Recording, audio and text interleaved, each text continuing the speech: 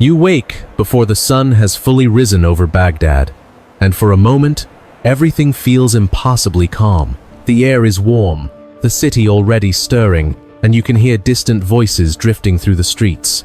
Merchants setting up their stalls, scholars walking with quiet urgency. This is not just another city. You know it, even if you have never left its walls. This is the center of the world. You step into the streets, and it surrounds you immediately. Languages from every direction: Arabic, Persian, Greek, even fragments of Sanskrit carried by travelers who have crossed continents to be here. People do not come to Baghdad by accident. They come because this is where knowledge lives. And at the heart of it all stands something almost mythical: the House of Wisdom, Beit al-Hikmah. You have heard about it your entire life, but standing near it feels different. Inside those walls are texts gathered from across the known world. Philosophies from Athens, mathematics from India, medical knowledge preserved and expanded by generations of scholars. You know that inside, people are not just reading, they are arguing, testing, discovering, pushing the limits of what humans understand. You pass by men discussing the movement of stars as if they are solving a puzzle. Others debate logic and philosophy with a kind of intensity that feels almost sacred. Physicians write down observations that could save lives. Everything here feels alive, as if knowledge itself is breathing through the city. And it is not just learning. The markets are full: silk, spices, glass, metalwork, books. Wealth flows through Baghdad like a river. You can feel it in the architecture, in the wide avenues, in the confidence of the people around you. This city has stood for generations, and it feels like it will stand forever. You do not think about collapse. No one does. How could you? The Abbasid Caliphate stretches across lands so vast you cannot even imagine their edges. From North Africa to Central Asia, it feels less like an empire and more like the natural order of the world. As you walk through Baghdad, there is a quiet certainty in everything you see. This is what power looks like. This is what civilization looks like. And standing here, surrounded by knowledge, wealth, and history, it feels impossible to believe that anything could ever bring it to an end. At first, you do not notice it. Baghdad still looks the same. The markets are still full. The scholars are still debating. The city still carries that quiet confidence that made you believe it would last forever. But if you stay a little longer, if you listen a little closer, something begins to feel off. It starts in conversations. Lower voices, careful words. People are no longer just debating ideas. They are arguing about power, about belief, about who truly belongs.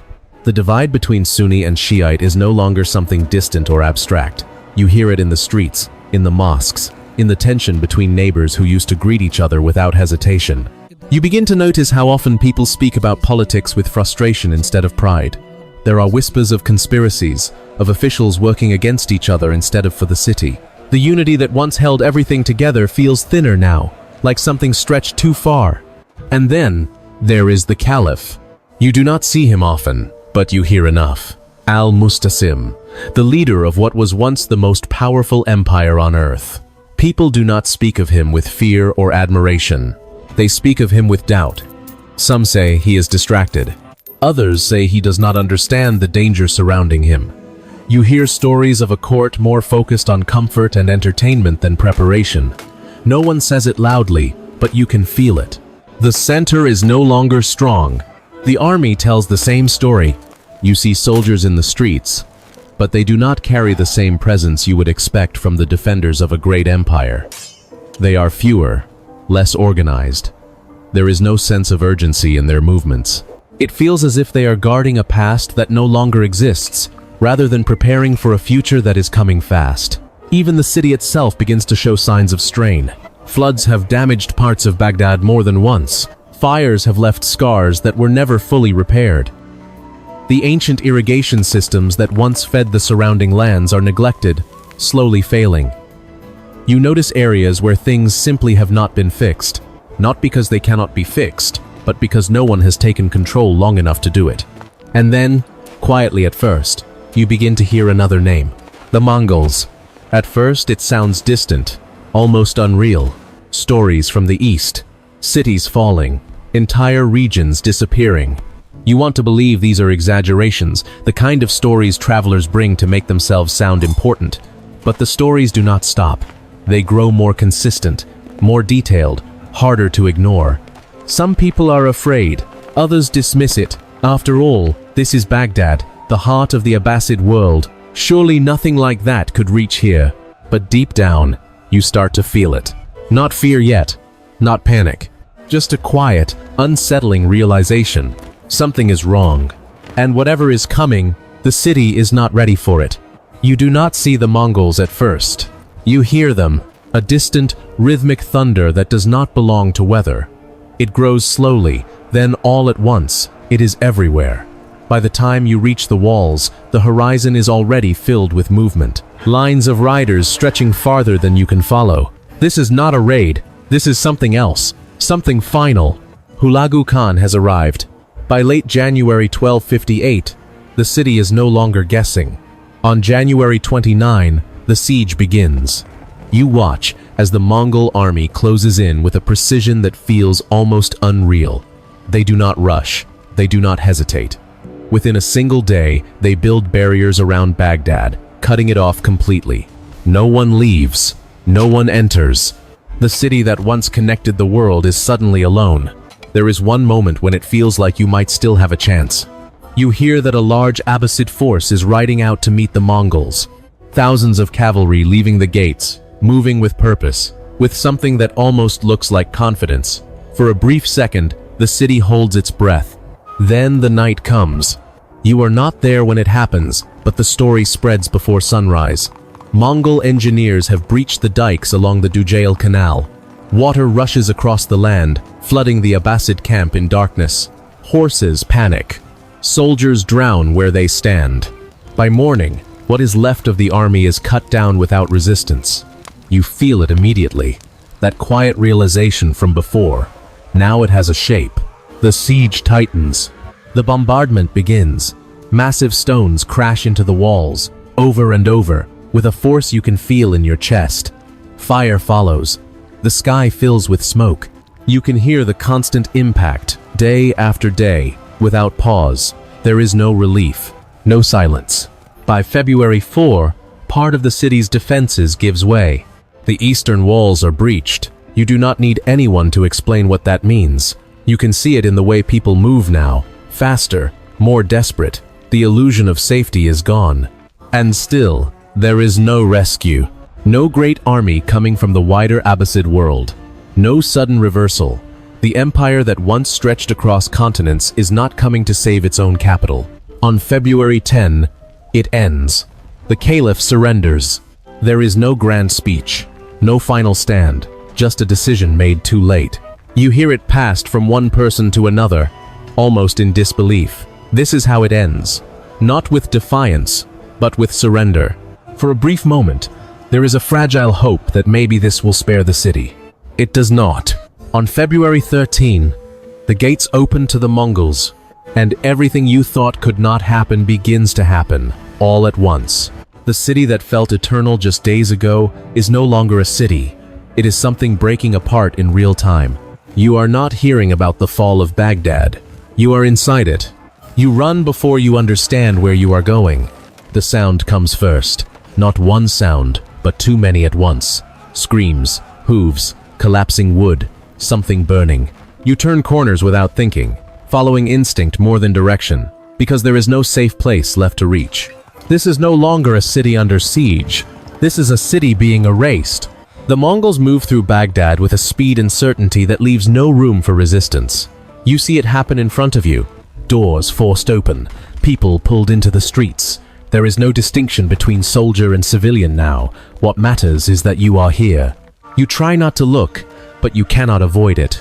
Bodies lying where they fell, some in the middle of the road, others pressed against walls as if they were trying to disappear into the stone. The numbers are impossible to grasp, but later people will say hundreds of thousands were killed, maybe more, all within days. Standing here, you do not count. You just feel how endless it is. You hear that the great libraries have been reached. At first, it feels unreal. The House of Wisdom, the place that held centuries of knowledge, reduced to something fragile. But then you see men carrying books, not to preserve them, but to throw them away. Manuscripts that once held medicine, astronomy, philosophy, all of it cast into the Tigris. You move closer to the river and stop. The water is not the same. Dark streaks spread across the surface where ink has soaked into it. And beneath that, something heavier. The color shifts again, slowly, as blood mixes into the current. You do not need anyone to explain it. You can see what has been lost, not just lives, but memory itself. The air changes as the days pass. It becomes harder to breathe. The smell settles over everything, thick and inescapable. Too many bodies left where they fell. Disease begins to follow. Flies gather. Water becomes unsafe. Even those who survive the violence now face something slower, something that does not stop. You find places to hide. Underground rooms, cellars, anywhere that might keep you out of sight. You stay quiet for hours, sometimes longer, listening to footsteps above you, waiting for them to pass. You stop thinking about time. You stop thinking about anything beyond the next moment. And when you finally come out, nothing feels real. The streets you knew are unrecognizable. The people who remain move slowly, as if they are not fully there. Faces pale, eyes unfocused. Some do not speak at all.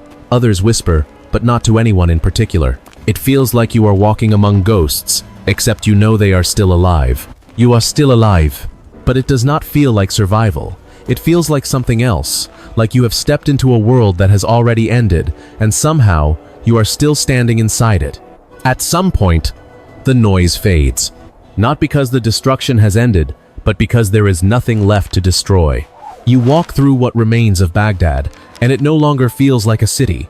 It feels like a memory that is already disappearing. The places you once knew are still there in shape, but not in meaning. Walls stand, but they do not protect. Streets stretch ahead, but they lead nowhere. And then you hear what happened to the Caliph. Al-Mustasim is dead. There is no ceremony, no final dignity, just an ending that feels as quiet as it is final. The man who once stood at the center of the Abbasid world is gone, and with him, the authority that held the empire together. You realize something in that moment that is difficult to accept. This is not just the fall of a ruler. This is the end of the Abbasid Caliphate as a true power. You think about what was lost inside those walls. The House of Wisdom is no longer a place of learning. The books are gone. The scholars are gone. Centuries of collected knowledge, translated, preserved, expanded, has been scattered and destroyed in a matter of days. It is not just buildings that were burned. It is the foundation of an entire intellectual world.